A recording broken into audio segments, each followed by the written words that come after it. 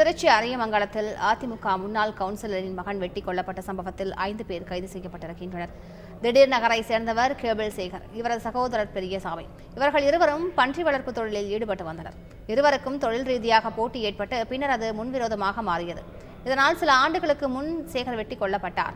பழிக்கு பழியாக 2021ஆம் ஆண்டு பெரியசாமியின் மகன் சிலம்பரசன் கொலை செய்யப்பட்டார். இதனால் இரு குடும்பத்தினருக்கும் முன்விரோத பகை இருந்து வருகிறது. இந்நிலையில் கேபிள் சேகரின் மூத்த மகன் முத்துக்குமார் BBA படித்துவிட்டு தொழிலை கவனித்து வந்தார். சம்பவத்தன்று அரியமங்கலம் SIT கல்லூரி அருகே நின்றிருந்த முத்துக்குமாரை சுற்றி வளைத்த மர்மநபர்கள் சரமாரியாக வெட்டிவிட்டு தப்பி ஓடினர். இதில் முகம் தலை சிதைந்து சம்பவ இடத்திலேயே முத்துக்குமார் உயிரிழந்தார். அண்ணன் கொலைக்கு பழிக்கு பழியாக முத்துக்குமாரை தீர்த்து கட்டிய சதித்திட்டம் தீட்டி வெட்டி கொன்றதாக வழக்கில் கைதாகியுள்ள சிலம்பரசன் தம்பி லோகநாதன் வாக்குமூலம் அளித்துள்ளார். லோகநாதன் உட்பட அவரது கூட்டாளிகள் 5 பேரை கைது செய்து போலீசார் விசாரித்து வருகின்றனர். செய்திகளை உடனுக்குடன் தெரிந்து கொள்ள உடனே சப்ஸ்கிரைப் பண்ணுங்க.